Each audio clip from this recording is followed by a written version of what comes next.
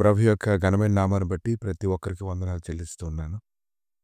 ఈ ఉదయకాలాన్ని దేవుని యొక్క వాక్యం ద్వారా నీ హృదయాన్ని నింపుకున్నప్పుడు, ఎన్నో విషయాలు నువ్వు ఆశీర్వాదకరంగా ఉంటావు. నీ సొంత ఆలోచనలతో నింపబడినప్పుడు, చివరికి నీకేం మిగులుతుందంటే కలవరము, భయము, బలహీనత తప్ప మరేమీ కాదు.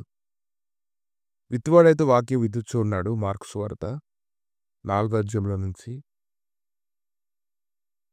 2వ వచనం నుంచి కొన్ని సంగతులు మనం చూసినప్పుడు, ఇదిగో విత్తువాడు విత్తుటకు బయలువెళ్ళును. వాడు విత్తుచుండగా కొన్ని విత్తనములు త్రోవ పక్కన పడెను. పక్షులు వచ్చి వాటిని మింగివేసెను. కొన్ని చాలా మన్నులేని రాతి నేలన పడెను. అక్కడ మన్ను లోతుగా ఉండనందున ఆ వెంటనే మొలిచెను గాని, సూర్యుడు ఉదయింపగానే అవి మాడి వేరులేనందున ఎండిపోయెను.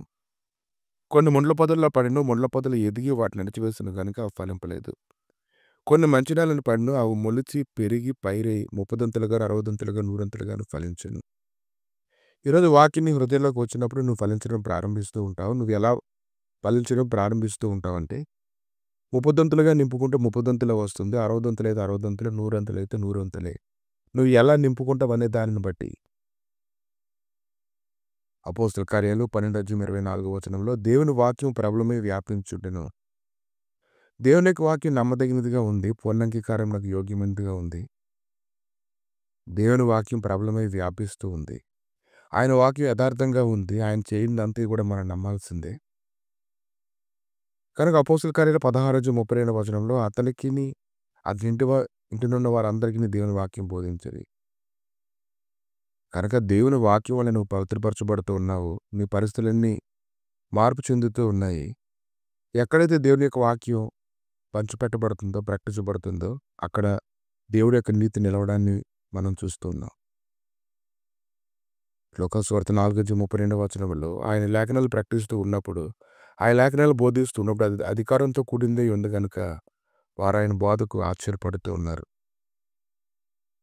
కనుక ఈరోజు మనం ప్రార్థన చేసుకోవాలి. దేవా, నీ యొక్క వాక్యం నేను అనుసరించినట్లు ప్రతి విధమైన దుష్ట మార్గంలో అన్నింటిలో నుంచి నా పాదాలు పరగలెత్తకుండా ఉండేలాగా నాకు సహాయం చేయమని, తొలగించుకుంటున్నామని మనం దేవుని దగ్గర మనం ఒప్పుకోలు చేసుకోగలగాలి. ఎప్పుడైతే అలా ఒప్పుకోలు చేసుకోవడం ప్రారంభిస్తూ ఉంటావో ఆజ్ఞ ఇచ్చేవాడు ఆయనే కాబట్టి వాక్యం బహువేగంగా నీ జీవితంలో పనిచేస్తూ ఉంటుంది. కనుక ఎవరైతే దేవుని వాక్యం వినడం మాత్రమే కాదు కానీ దాన్ని ప్రకారంగా ఆయన ఉద్దేశాలు గ్రహించి నడుచుకున్నప్పుడు దేవుడు సంతోషిస్తాడని తెలుసుకోగలగాలి. కనుక వాక్యం అనేక మంది నమ్ముతూ ఉన్నారు. వారిలో పురుషులు ఇంచుమించు 5,000 మంది ఉన్నారని చెప్తూ ఉన్నారు. కానీ 5,000 మంది విశ్వాసంలో కుదర్చబడాలని దేవుడు కోరుకుంటూ ఉన్నాడు. స్థిరంగా ఉండాలని ఆయన కోరుకుంటూ ఉన్నాడు. ఆయనకి వాక్యం ఎంత శక్తివంతంగా ఉందంటే, దాదాపు పట్టణం అంతా దేవుని యొక్క వాక్యం వినడానికి ఆయన దగ్గరికి రావడానికి మనం చూస్తున్నాం. వాక్యంలో ఎంత బలం ఉందో, ఎంత శక్తి ఉందో ఈరోజు మనం గ్రహించుకోగలగాలి. నువ్వు కుదర్చబడాలంటే దేవుడి లేఖనాల యొక్క సారం నీలోనికి వచ్చేలాగా చూసుకుంటే, దేవుడి నీతి నీలో నిలవడం ద్వారా రోమిలకు రాసిన పత్రిక 1:15 రీతిగా, ఎందుకనైనా నీతిమంతుడు విశ్వాసం మూలంగా జీవించునని వ్రాయబడిన ప్రకారము విశ్వాసం మూలంగా అంతకంతకు విశ్వాసం కలిగినట్లు దేవుని నీతి దాని యందు బయలుపరచబడుచున్నది.